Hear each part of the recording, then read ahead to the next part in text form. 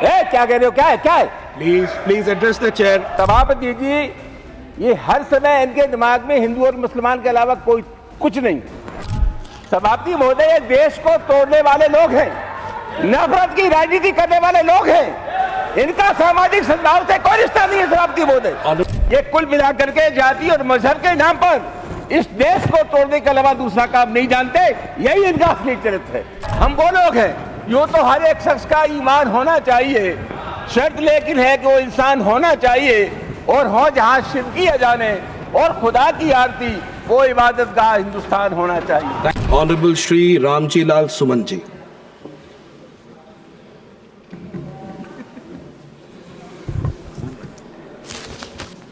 सभापति जी धन्यवाद। मैं सबसे पहले राष्ट्रीय गीत वंदे मातरम को प्रणाम करता हूं, सलाम करता हूं। ये हमारे राष्ट्रीय आंदोलन का गीत है और उस पर सरकार भारतीय जनता पार्टी द्वारा चर्चा कराए जाने का जो मुझे मकसद समझ में आता है सभापति जी, वो ये है कि देश की संविधान सभा ने इस गाने को, इस गीत को स्वीकार किया था रविन्द्रनाथ टैगोर जी की प्रेरणा से, और उसमें 14 अगस्त 1947 को रात के 11 बजे डॉक्टर राजेंद्र प्रसाद जी की अध्यक्षता में एक कमेटी बनी थी, जिसमें के मुंशी थे, डॉक्टर अम्बेडकर थे। फिर सलाह मशवरा किया गया रविन्द्रनाथ टैगोर जी से, और तब जाकर के इस राष्ट्रीय गीत को अंतिम रूप दिया गया। सभापति जी, इस बहस का जो लब्बो लबाब है, मतलब है वो ये है कि इसके शुरू के 2 छंद हैं,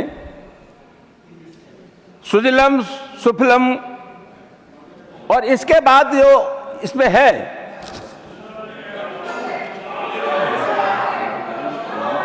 क्या कह रहे हो? क्या है? Please address the chair. Honourable member, please address the chair. Please address the chair. सभापति जी, ये हर समय इनके दिमाग में हिंदू और मुसलमान के अलावा कोई कुछ नहीं।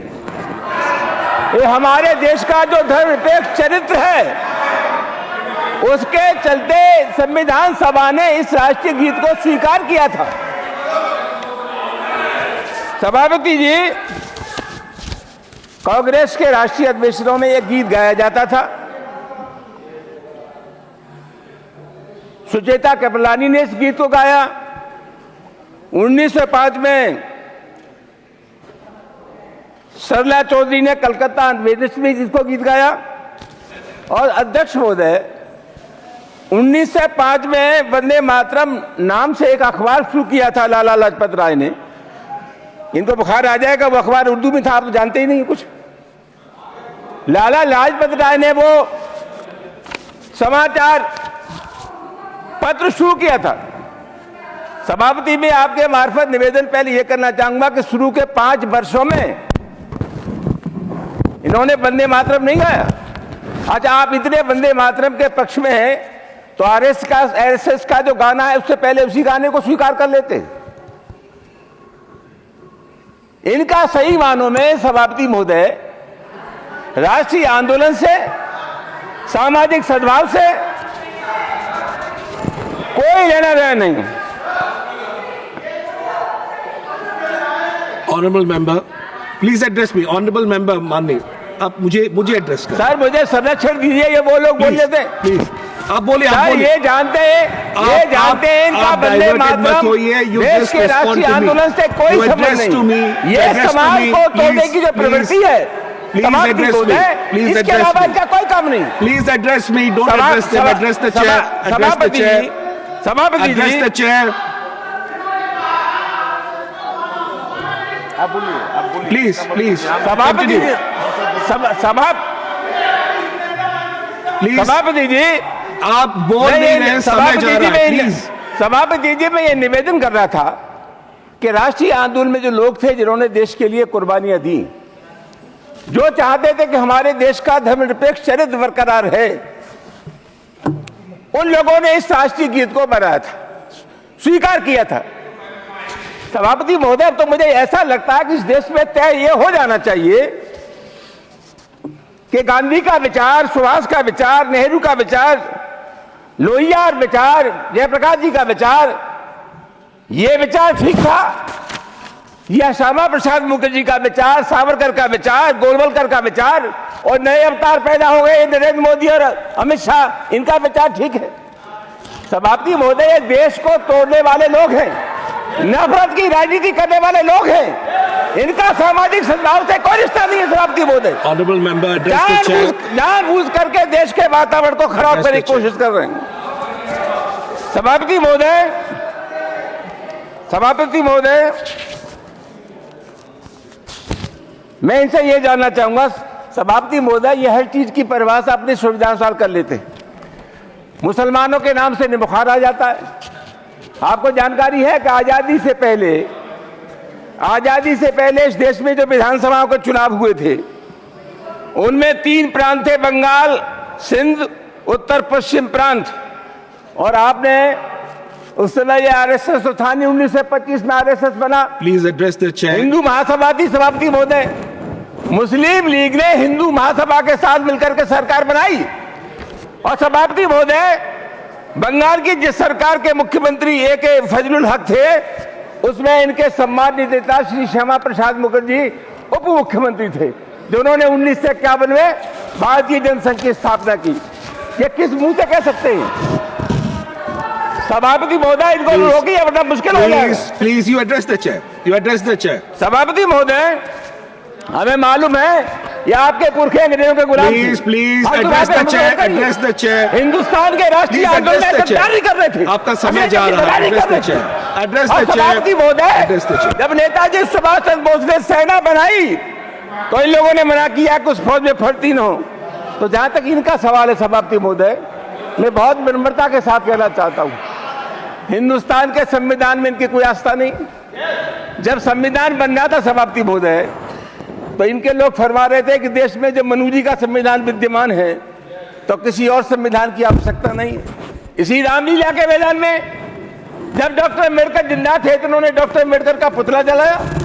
सभापति महोदय, ये हालत है।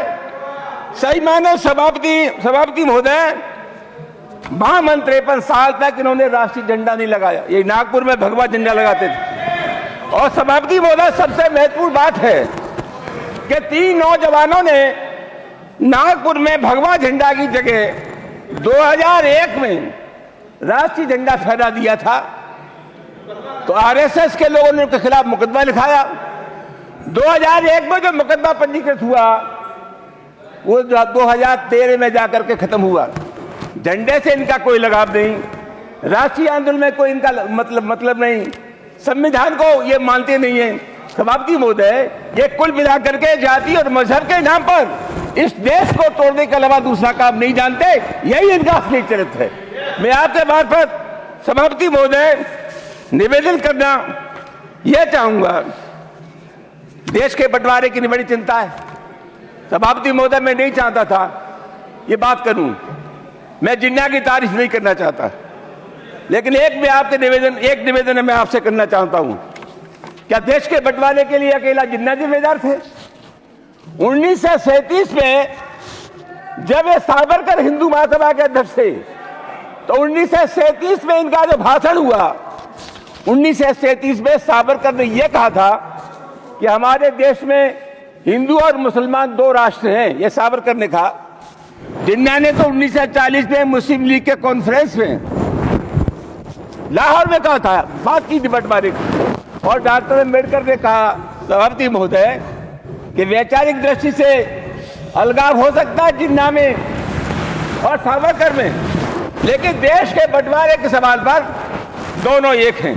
तो सभापति महोदय, प्लीज कंक्लूड। देश के बारे सभापति रोज आप मिलते तब तो आप ठीक ठाक बात करते हैं, वहां जैसे गड़बड़ हो जाती है। Please conclude. वहां जाते ही आप गड़बड़ी शुरू कर देते हैं। अभी आप समय की पाबंदी है सभापति महोदय, समय की पाबंदी। Please conclude. सभापति महोदय, मैं 2 मिनट लगाऊंगा बस। नहीं 30 सेकंड। 1 minute 30 second. 1 मिनट सभापति, कंक्लूड प्लीज। सभापति महोदय, 150वीं जयंती है सरदार पटेल की। पूरे उत्तर प्रदेश में भाजपा सरदार पटेल से आपका क्या मतलब था? आरएसएस पे बेल तो सरदार पटेल ने लगाया। आप बताइए, क्योंकि राष्ट्रीय आंदोलन में इनका कोई आदर्श नहीं है। एक आदर्श थे बेचारे, वो भी 6 बार माफी मांग के आए, अंग्रेजों से पेंशन लेते रहे। तो राष्ट्रीय आंदोलन में इनका कोई आदर्श नहीं है। सभापति महोदय, थैंक यू। इसलिए ये जानबूझ करके उनके सीधे हाथ पैर मारने की कोशिश कर रहे हैं। अंत में सभापति महोदय, मैं आपसे एक ही निवेदन करना चाहूंगा, कोई भी बहस हो, जनजीवन से जुड़े हुए मुद्दे हैं, उनसे इनका कोई सरोकार नहीं है। ये हर मामले पर देश को बांटने की साजिश करते हैं। हम मोहब्बत करने वाले लोग हैं, ये नफरत करने वाले लोग हैं। सभापति महोदय, हमारे एक लायक दोस्त है के सिंह, उन्होंने 4 लाइन लिखी के मंत्री, यो तो हम वो लोग हैं, यो तो हर एक शख्स का ईमान होना चाहिए, शर्त लेकिन है कि वो इंसान होना चाहिए, और हो जहाँ शिर्क किया जाने और खुदा की आरती, वो इबादत गाह हिंदुस्तान होना चाहिए। Thank you. सभापति महोदय, कहीं कुछ भी कहें।